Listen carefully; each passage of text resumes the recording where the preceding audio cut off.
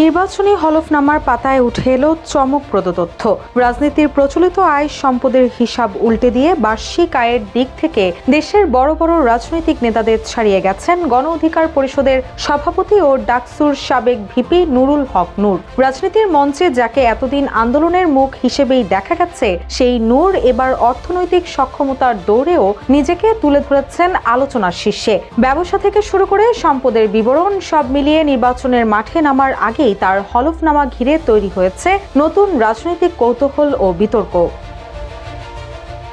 নির্বাচনের হলফনামা অনুযায়ী নুরুল হক নূর পেশায় একজন ব্যবসায়ী। তার বার্ষিক আয় 20,40,048 টাকা, যা বিএনপির ভারপ্রাপ্ত চেয়ারম্যান তারেক রহমান, জামায়াতে ইসলামীর আমির ডাক্তার শফিকুর রহমান এবং এনসিপির আহ্বায়ক নাহিদ ইসলামের বার্ষিক আয়ের চেয়েও বেশি। 31 ডিসেম্বর নুরুল হক নূরের নির্বাচনী হলফনামা বিশ্লেষণ করে এসব তথ্য জানা গেছে। হলফনামার তথ্য অনুযায়ী নুরুল হক নূরের ব্যবসা থেকে বার্ষিক আয় 15,85,426 টাকা এবং অন্যান্য উৎস থেকে আয় 4,54,622 টাকা।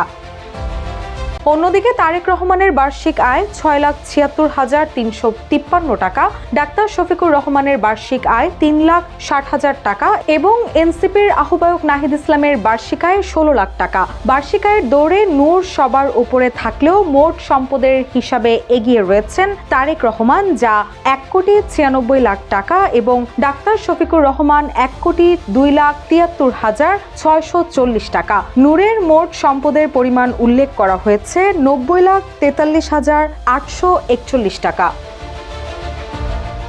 সম্পদের বিবরণীতে দেখা যায় নূরের কাছে নগদ 28,38,217 টাকা এবং ব্যাংক ও আর্থিক প্রতিষ্ঠানে 2,89,313 টাকা জমা রয়েছে। তার শেয়ারে বিনিয়োগ আছে 2,75,000 টাকা এবং উত্তরাধিকার সূত্রে প্রাপ্ত অন্যান্য আমানত রয়েছে 55,80,311 টাকা। এছাড়া নূরের 82 ডেসিমেল এবং তার স্ত্রী মারিয়া আক্তারের নামে 3 একর কৃষি জমি রয়েছে।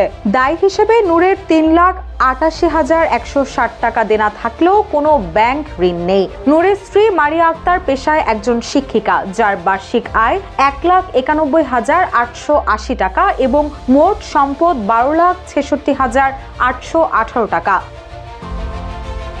পারিবারিক তথ্যে জানা যায় নুরুল হক নূর 3 সন্তানের জনক এবং তার ওপর নির্ভরশীল হিসেবে বাবা, মা ও ভাই বোন রয়েছেন। বর্তমানে তার বিরুদ্ধে দেশের বিভিন্ন আদালতে 6টি মামলা চলমান থাকলেও এর আগে 8টি মামলা থেকে তিনি অব্যাহতি পেয়েছেন। আসন্ন নির্বাচনে বিএনপি জোটে তিনি পটুয়াখালী 3 আসন থেকে ট্রাক প্রতীক নিয়ে লড়ছেন। জোটগত সমঝোতার কারণে এখানে বিএনপি কোনো প্রার্থী না দিলেও সাবেক বিএনপি নেতা হাসান মামুন স্বতন্ত্র হিসেবে এবং গণ অধিকার পরিষদের শহীদুল ইসলাম ফাহিমও এ আসনে মনোনয়নপত্র জমা দিয়েছেন।